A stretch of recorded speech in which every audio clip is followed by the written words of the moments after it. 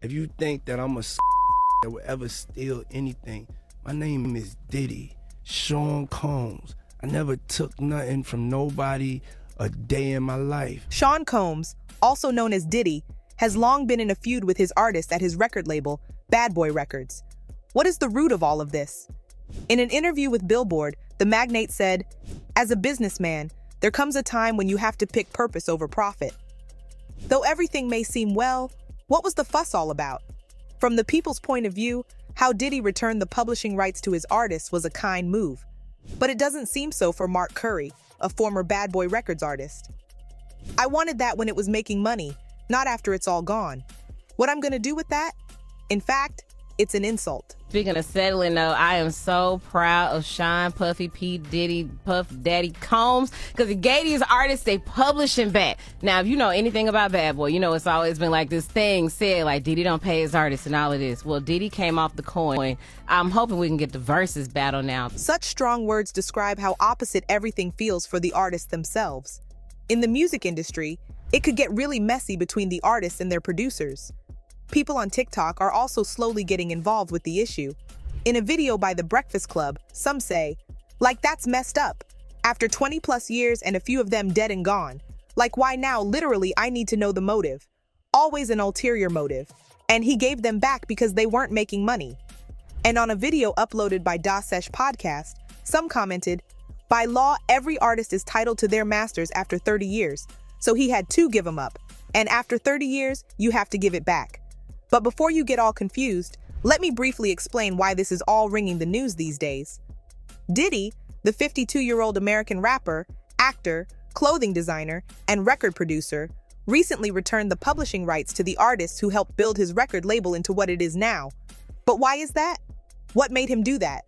Bad Boy Records was established in 1993. Since then, the label has catered to big names.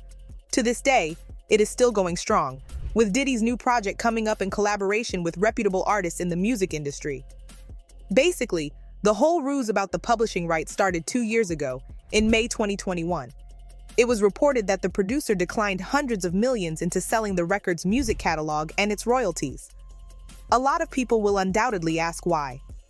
For Diddy, what makes it so wrong to sell them? It has been a long practice that record labels get to keep the publishing rights of their artists, but it was also criticized for a long time because it seems to benefit the labels more than the artists themselves, who are the main reason these labels remain standing.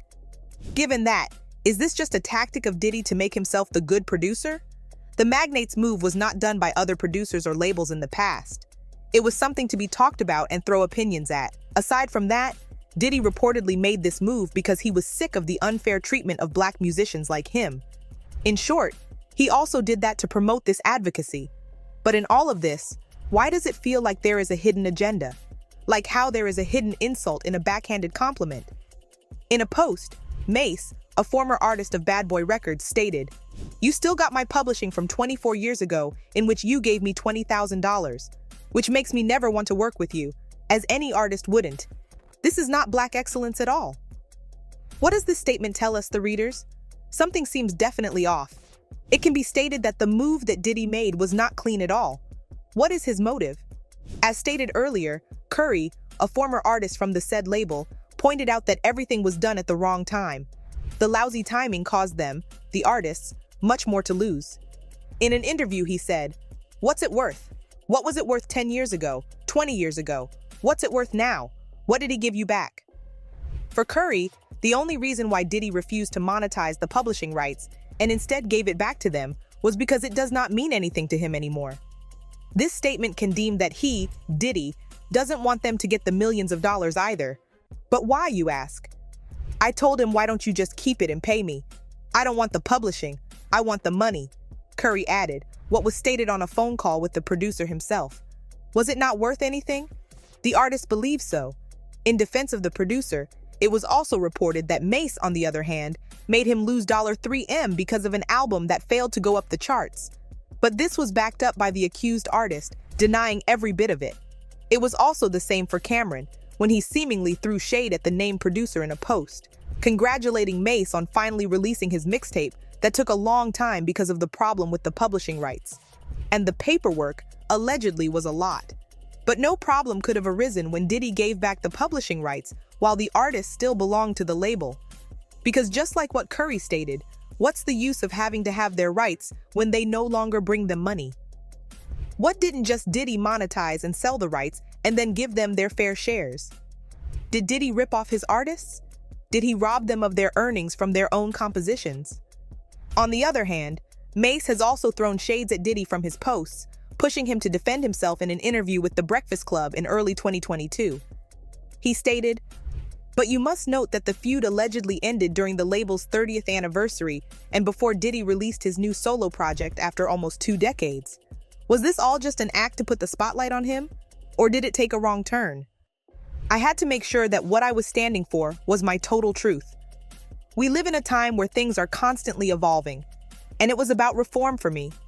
It was me looking at ways I could reform things as a person that's been asking for change. It was just the right and obvious thing to do, something I'm proud I did," Diddy stated in the same interview with Billboard. But after the move for the seemingly good cause of Diddy, bad blood between him and his artists was known to the media.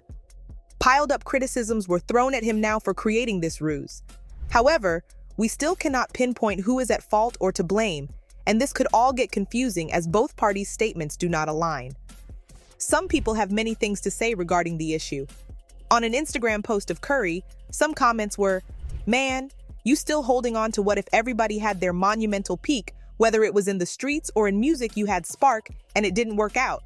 And did you not sign a contract with Bad Boys? Did you not understand the terms and conditions? Did your quest for money and fame supersede your business acumen? Was it really all just about reform and relevance?" Diddy's fans might say it is about the former, but the fans of the artist on his label might say the latter. If you look at it closely, the producer clearly had a lot of motives for doing so, be it to create change or to just reintroduce himself to the media by creating a scene so risky that it might end his long-term career. But who knows? Maybe there is also a reason why he is so confident in implementing this change. Looking at the overall picture, it is saddening that people pursuing music and art face many challenges and unfairness in their own industries. And when you're faced with a mogul like that, what can you do? What is the probability of someone winning against them? What is the likelihood of someone getting ahead or having the slightest chance of winning? What's your take on the issue? If you want to share something, feel free to write it in the comments section and subscribe to the channel to update you on the latest news regarding these celebrities constantly. And besides, who doesn't love some drama in their lives?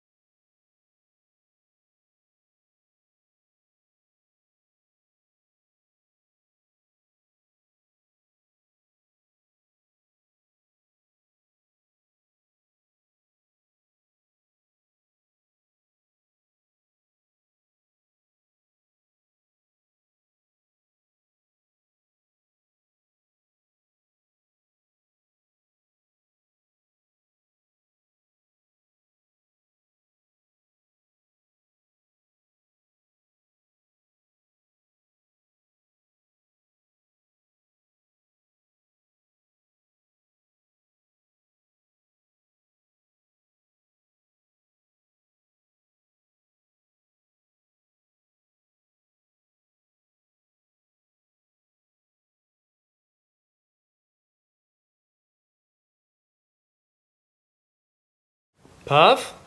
Diddy?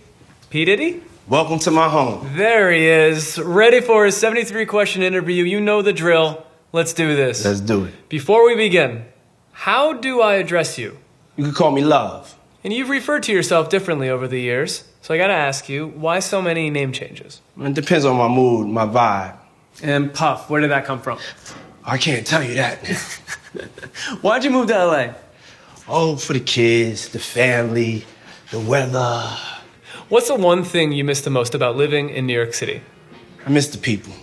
Love, how do you describe yourself? I'm vivacious, eccentric, and I'm a Scorpio. What's one misconception about you? There are no misconceptions about me. What's your biggest strength?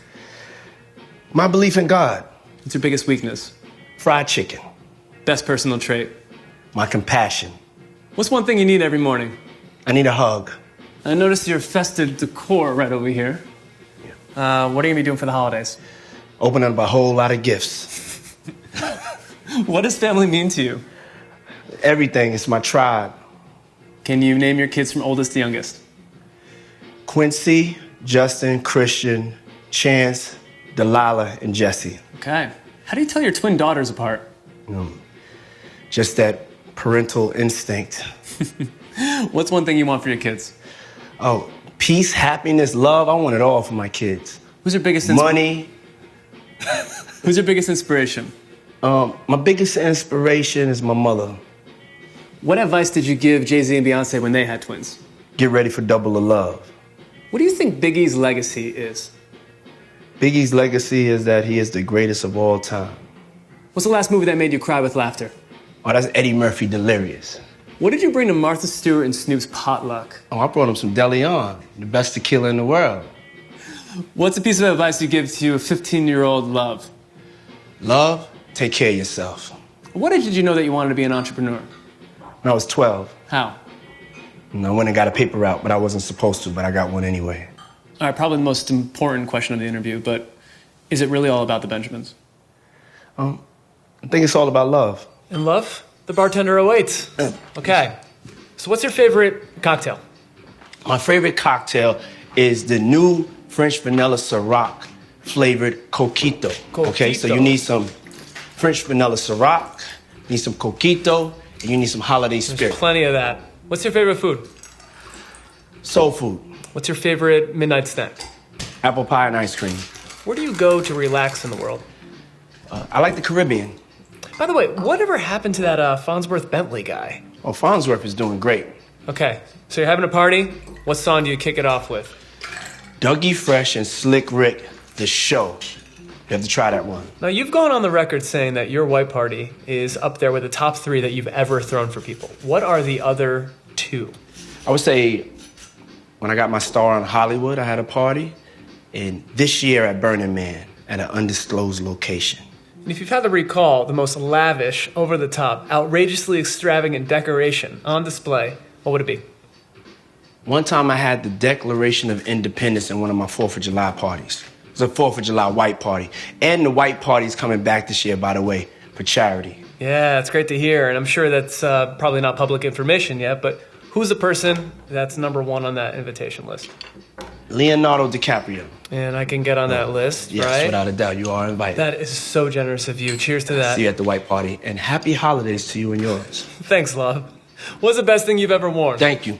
Best thing I've ever worn is I have a vintage Ralph Lauren double-breasted tuxedo. Wow, sounds nice. And what's your favorite article of clothing? Favorite article of clothing? Socks. And how would you describe your style? My style? This Diddy style right here, you know? I can see. And who are your style icons out of all the icons in the world? Dapper Dan and this kid right here, my son. Christian, How you? the 3rd son. Good to see you. How fresh he is, little fresh mini me. See, comfy, cozy tits. Man, go put your sneakers up, man. Come Oh, on. I got you. I'm sorry. All right. Who's your fashion mentor My mother is my fashion mentor. and designer? As a fashion designer, though, I would have to say Tom Ford, though. Okay. What's the most memorable Sean John runway show? Most memorable Sean John runway show, the first show that we ever did. And it was the first time that New York Fashion Week saw Black excellence in its full glory and splendor. What fashion shoot sticks out in your mind? Annie Leibovitz, the Vogue shoot that I did, it was called Puffy Does Paris, and Kate Moss was in there, and every designer in the world. It was crazy. How has hip-hop influenced fashion or changed fashion? Hip-hop has changed the world of fashion. Look at Gucci. How does fashion influence you when you're recording? If I'm not fresh, I can't make a hit. So to your left, I see a silver statue. Is that a certain CFDA award? This for you. CFDA Menswear Designer of the Year award? Pow! That is a beautiful thing. Put my drink down. How did it feel winning that? Oh, man. First African-American to win a CFDA award. I remember I was in a category with Marc Jacobs and Ralph Lauren. And I won. Can I touch it? Yes. It's real. Oh, great. It's real. All right, notice your Grammys. Tell me, what's your favorite Grammy that you've won? My favorite Grammy would have to be Hip Hop Album of the Year for No Way Out. How many number ones have you had in your career? I probably had 7 as a solo artist and over 40 as a producer. Impressive. And I want you to think back for this question, but what was the first musical memory that you've ever had in your life? My first musical memory was seeing James Brown at the Apollo. Can you finish this sentence for me? Hip-hop music today is? Hip-hop music today is taking over the world. Who's the one artist, living or dead, that you wish you can collaborate with? Michael Jackson. Why? I mean, it's Michael Jackson, man. Who wouldn't? Who's one actor you hope to work with? Denzel Washington. Why? It's Denzel. Okay, all right. Point taken. All right, in all the TV that you've done, what is your most memorable moment? I would have to say when I performed at the MTV Awards with Sting doing I'll Be Missing You. Life-changing. And now you're coming back? Yes, I'm coming back. I have a new show on Fox called The Four. It's going to revolutionize vocal competition shows. It's me, DJ Khaled, Fergie, Megan Trainor, Charlie Walk. Check it out. Premieres January 4th on Fox. Do you think you will ever be done with music? I will never be done with music. What was your favorite song to perform live on that Bad Boy reunion tour? I love dancing to More Money, More Problems, you know? All right, so it's 2020. Will we see a President Love? You will not see a President Love in 2020, but you will see some change. Love is going to help you get some change. And we're going to just spread this world with love. Don't want to be the president, though. I want to have too much fun. What makes a good leader, do you think? Patience. What is your hope for the future in general? My hope for the future is that my people, African Americans, will get a chance to build some economic wealth, to make some positive changes in our community so we can stop asking people for things, and that my people just get a peace of mind, man, just to get a day to breathe. And I have to think about getting shot or killed, being oppressed, you know? That's all. Just want a little bit of peace and love. What's a cause that's important to you? Education. Describe Colin Kaepernick in 2 words. Brave man. Okay, well, we're almost done here. I'm going to round it out with some old-fashioned true or false. Is that all right? Sure, let's go. Okay, true or false? You go to sleep at 5 a.m. False. True or false? You take a bath every night. True. True or false? You love candles. True. True or false? You never wear pink. False. True or false? Vinyl is a lot better than digital. True. True or false? You never wear jeans. False. True or false? You do not like dancing. That's absolutely false. And true or false? Did you have the most memorable time with me on this interview? Damn, that's true. I believe that. Yeah. All right. Thanks a lot, love. All right, This man. was great. Take care.